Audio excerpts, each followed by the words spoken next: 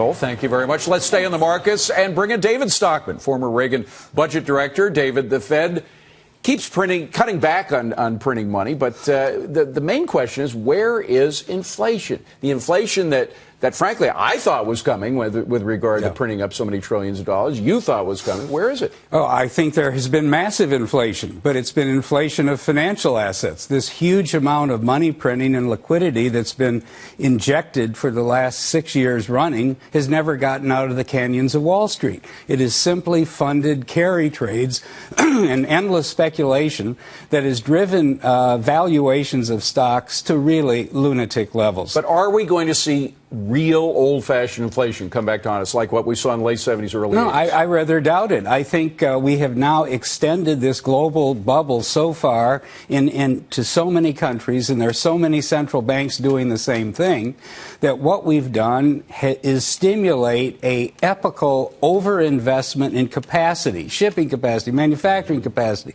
mining capacity, distribution capacity. So there never will be price inflation in the consumer sense. We've had massive financial asset inflation that's created a towering bubble that is simply waiting to which you think is going to pop. Of course, and we'll talk about that. But let me put it in context. We've got a very important election coming up, not a presidential one, but it's one in which the Republicans could take over the Senate. So they'd have both houses of Congress.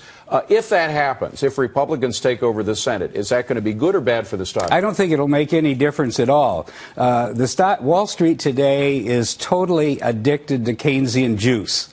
And the only thing they care about Washington is that the politicians stand on the sidewalk, point the finger of blame at each other, but do not get in the way of the Fed continuing to keep interest rates at zero. So fiscal policy is irrelevant to the market. It's all monetary policy. No, it's even worse. Right now. They don't want a true effort to address our massive fiscal problem, because in the short run, some real cutbacks, some real tax increases, or a combination of both, would slow down and dislocate the economy, cause a huge panic on Wall Street, and a massive collapse of the market. Art Laffer, one of our colleagues, who we usually agree with very often, more often than not probably, says that the election will make a difference. By the way, the re-election of the president made a difference to the market in a way.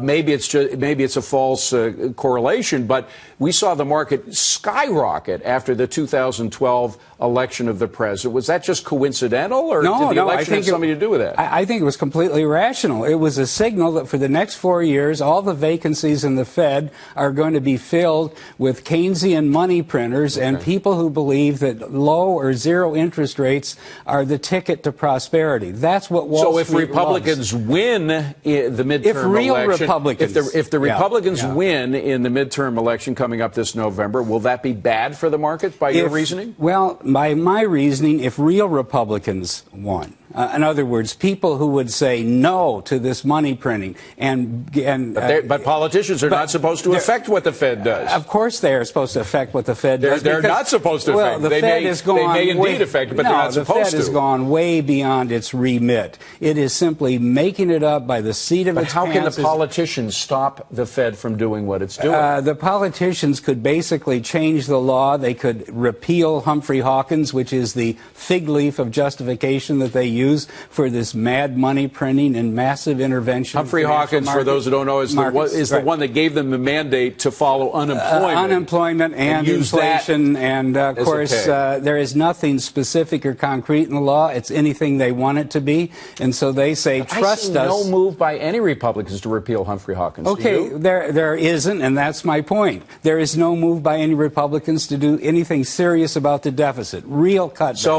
So therefore, because Wall of that, Street is happy. Therefore, Wall Street, the crash that you see coming is inevitable. It's inevitable because the Fed is simply overplaying its hand. It's painted itself into a corner. It can't possibly keep interest rates at zero indefinitely, or 25 or 50 basis points. And when the normalization comes, we'll find out that everybody has been swimming naked, that everything is vastly overvalued, because as interest rates go up, valuations and cap rates have to come down. Do you own any stocks? None. Zero? Right. Any bonds? None. What are you in? Cash and gold? The only safe thing in the world today is cash, because when we come to the great monetary collapse, the failure of central banking, we're not going to have hyperinflation German style. We're going to have massive deflation of the overvalued financial assets that have been bid up for 6 years as a result of this totally artificial liquidity that's been pumped into the market. But from your reasoning, aren't you concerned that perhaps these trillions of dollars that are staying in the reserve vaults of the Federal Reserve, because 80% of it hasn't gone out into the economy, as I say, it never are you worried that it might get out if we face this financial crisis and devalue all of your cash? No, I don't think so, because when finally the central bank gig ends in catastrophe, there is going to be a panic, a financial panic, and there will not be a lot of lending going on. There will not be a lot of pressure on real resources that create CPI inflation. So I think we have a central bank that is guaranteed massive financial deflation of the very bubble, the greatest one yet, the third this century, that it has created. Timing is everything. Right. Are you surprised it hasn't happened before now? No, I am surprised, and there is no telling how long this can last, because all the mechanisms that restrain speculation have been destroyed by the Fed. There are no short sellers left. Normally, the cost of buying so-called downside insurance eats up some of your profits from speculation. Today, there's no volatility. Downside insurance is free. The speculators are having a field day, laughing all the way to the bank. And it's only a question of how much longer this can continue. I'm not sure how much, but it can't be a lot. Well, I hope you don't write another book, because if you do, it'll be I Was Right, and the whole world will collapse. So This is your last book, though, The Great Deformation, about which we've just heard. David A. Stockman, wonderful to see you again, Great. David. Thank you very much for coming in.